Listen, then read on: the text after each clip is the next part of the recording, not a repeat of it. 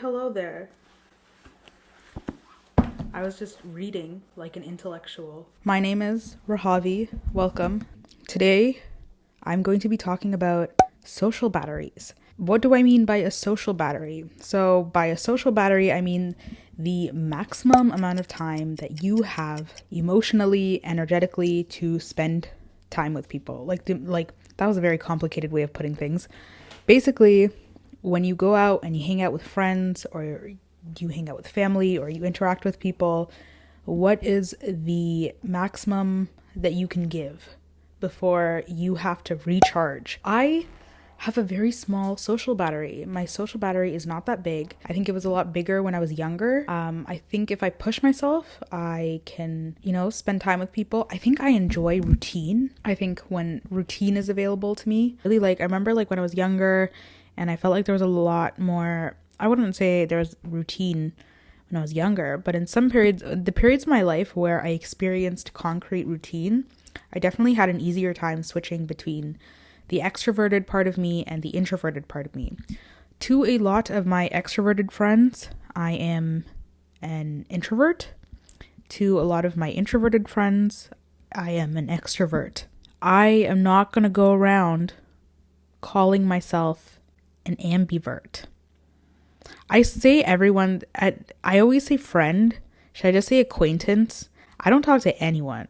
I do, but I don't. One of my cousins once told me that I was unapproachable, and I high key got offended. Do I seem unapproachable to people? Chill. Do I seem unapproachable?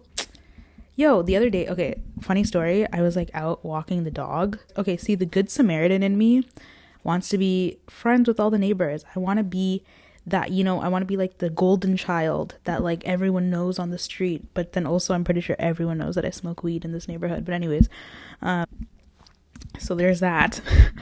But okay, so basically this dad who also owns a dog, he's he's not really a neighbor, but I see him, he lives on the street, how the fuck do I explain this? We're all connected through catwalks. And I walk my dog to the park through the catwalk. And when he's in the house that's he's there. And he asked me how old the dog was.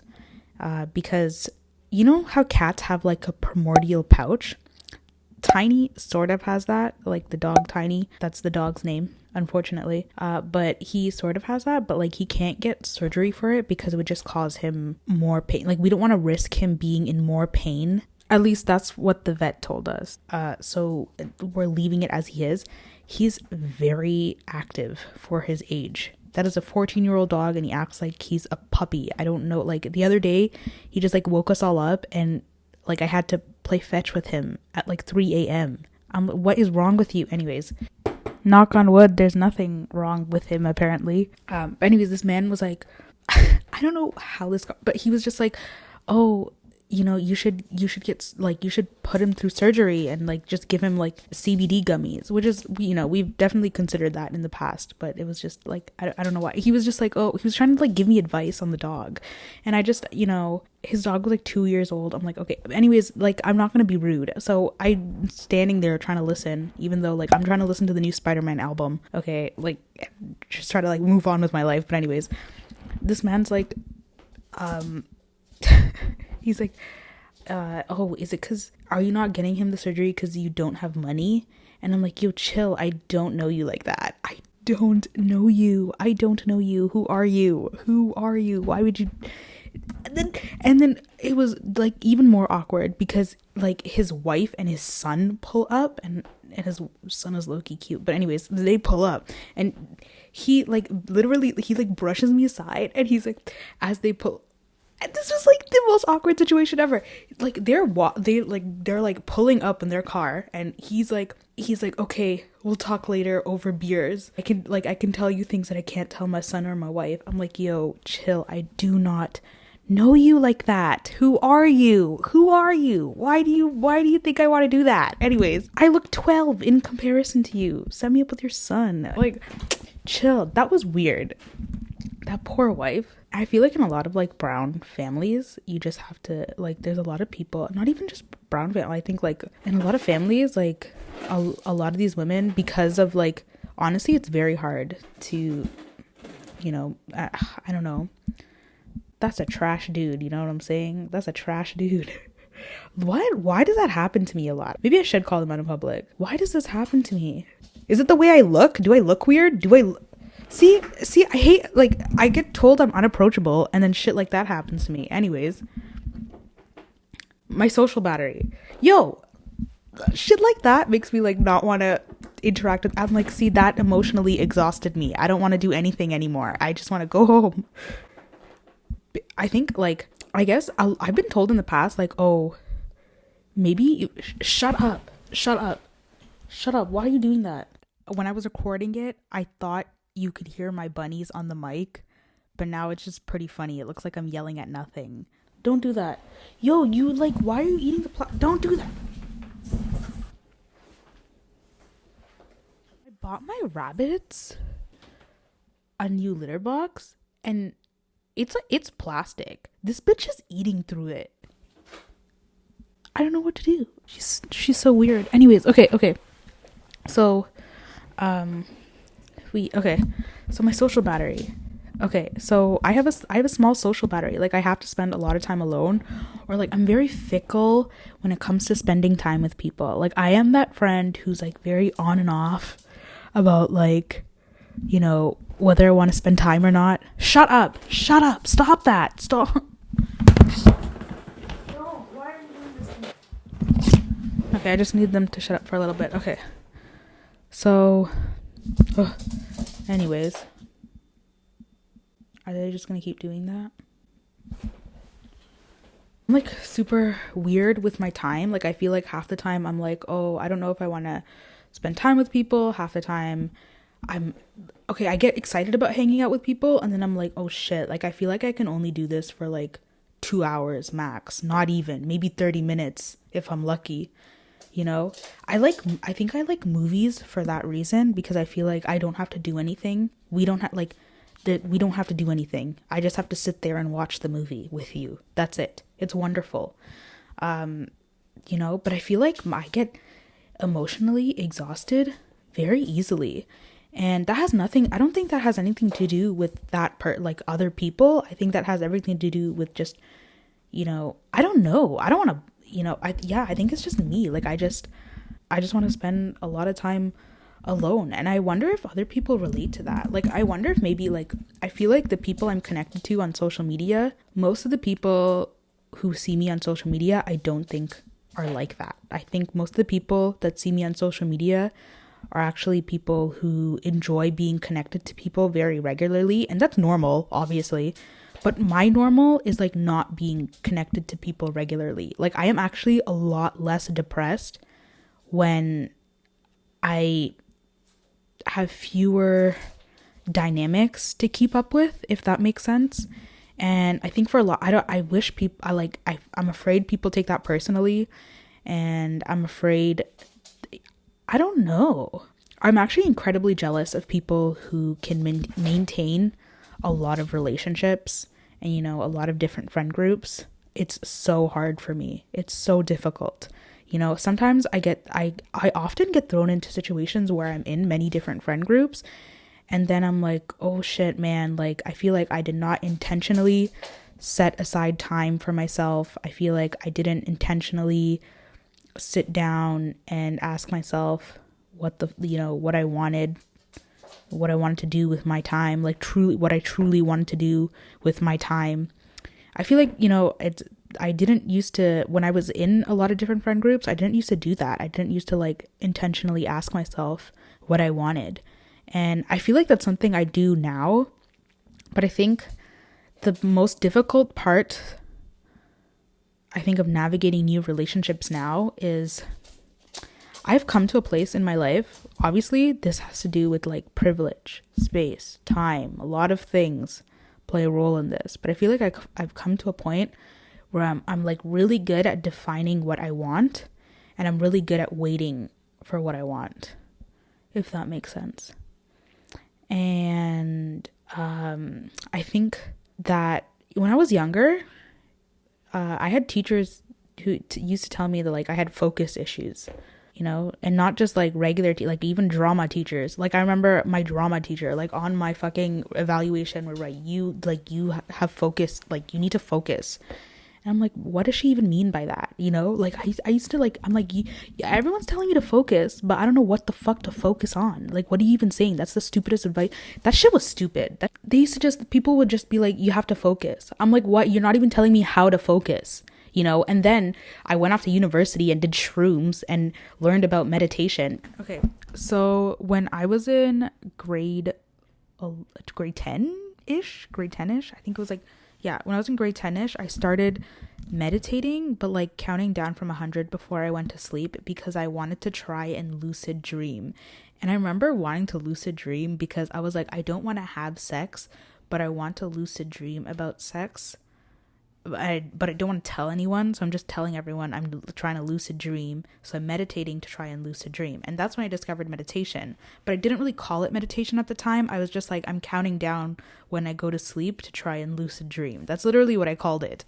And and then I remember like in the last part of like around in grade 11 and 12, I remember my mental health taking like a deep dive down. And I remember like meditation, like whenever meditation was present in my life, I remember things going a lot better for me. So, and I don't think you have to do it every day. I think, how they say like exercising, 2 to 3 to 4 times a week. It's kind of like that, like meditating 2 to 3 or 3 to 4 times a week, whatever you're comfortable with is it's a good practice. I definitely think it's a good practice. It's definitely helped me. It's not like, like I guess it's pushed in the productivity sector, but it's actually quite helpful when it just comes to just trying to, stay present in your relationships or just be mindful in your life. Mindfulness is a weird concept. When I didn't even like the concept of mindfulness until I did shrooms in university. I'm not even kidding. Like psychedelics, I think is what opened me up to meditation and mindfulness. And I will forever be grateful for that because it kind of like jump started my life. Because like I did, okay, in that acid video, I feel like I did not even talk about acid. I like look back at that video and I'm like, I was way too fried. Like what was even happening? But when I was in university, before I did any psychedelics, I did some counseling, I was on some medication, and I was just very adverse to meditation and mindfulness. And luckily enough, I actually found other people who were also like, yeah, like I didn't like when my counselor told me that I should just be more mindful or that I should try meditation. It felt like very stupid advice. And I was like, nice, I feel validated.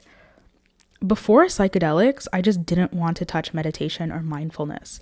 And then I dropped out of university because I just like, I knew something was like definitely wrong with me. Like I was like, I feel like this isn't right.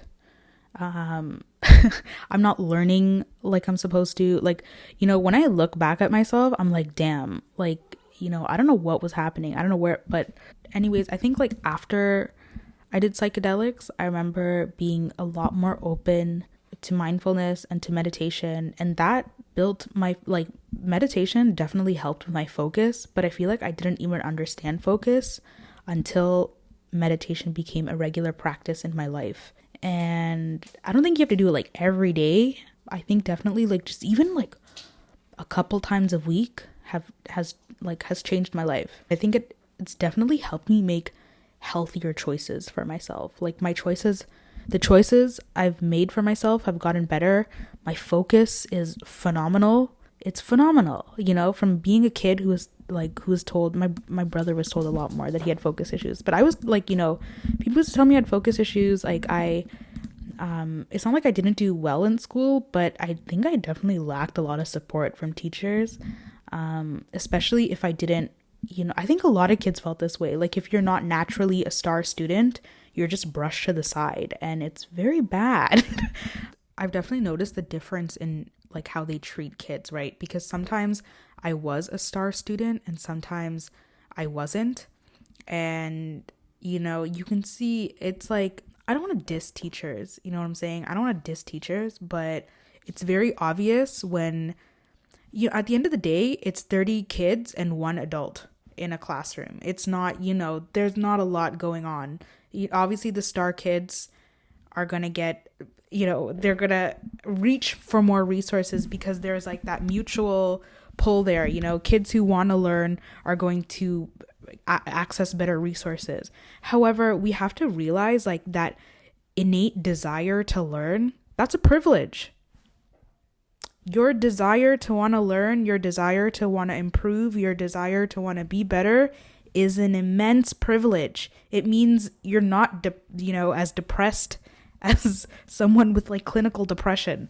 And I think that's, you know, I don't think we acknowledge that in our education system. And I think we leave a lot of people behind. I think, and when we do that, I think we put our whole population behind. Like our entire economy, education system, our political systems crumble and fall because we're not actually educating people.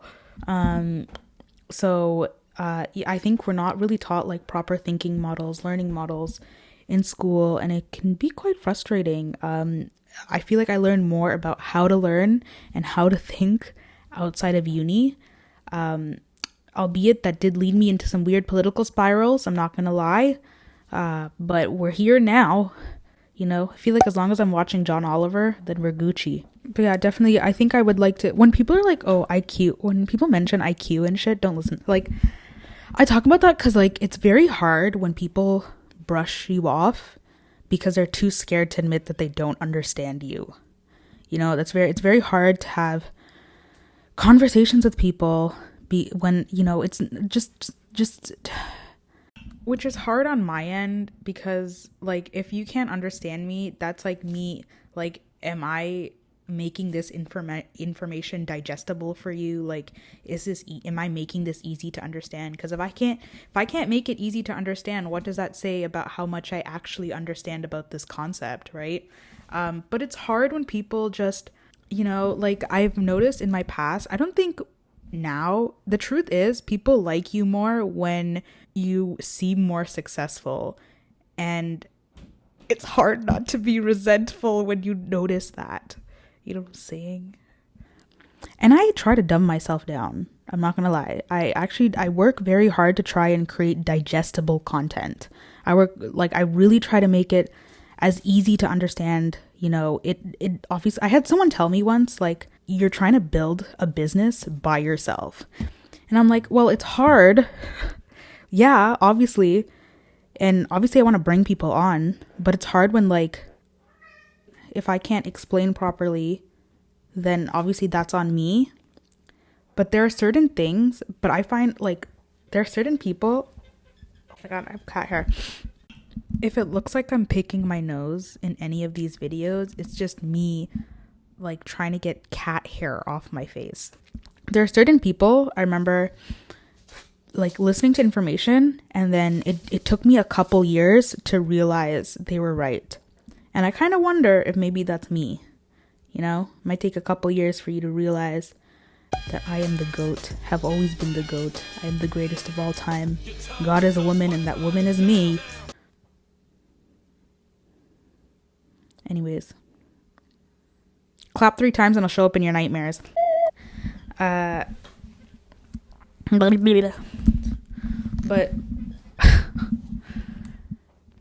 I don't know. I came in here to talk about my social battery, and my cat keeps meowing at me, so it's very hard to concentrate. I wonder if my social battery is very small because I just prefer focusing on other things for long. Like, I wonder if that, okay, I would love people to, like, you know, are you someone who has a short attention span or long? I definitely have focus issues, but when I'm concentrated on something, I am concentrated on something, you know, like, I'm pretty good at focusing on my writing. I think I'm pretty good at focusing when it comes to just creating content, but I realize focus comes in different forms. I think this requires focus. Me being able to like speak into the camera on a mic, I think that requires a bit of focus. Meditation has been a phenomenal practice. Definitely my spiritual practice. Like whether I believe in God or not, I know at the end of the day that doing that, like for 20 minutes, sitting down and counting my breaths puts me in a very, like, it puts me in a good position, mentally, spiritually, heart and mind aligned. You know what I'm saying? I still have issues with religion because I'm someone who loves to explore different religions. I just don't want to conform to rules, right?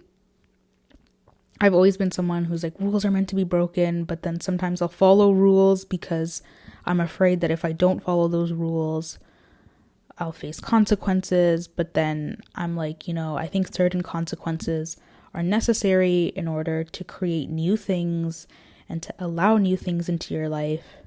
And I think it's just the process of releasing shame and guilt.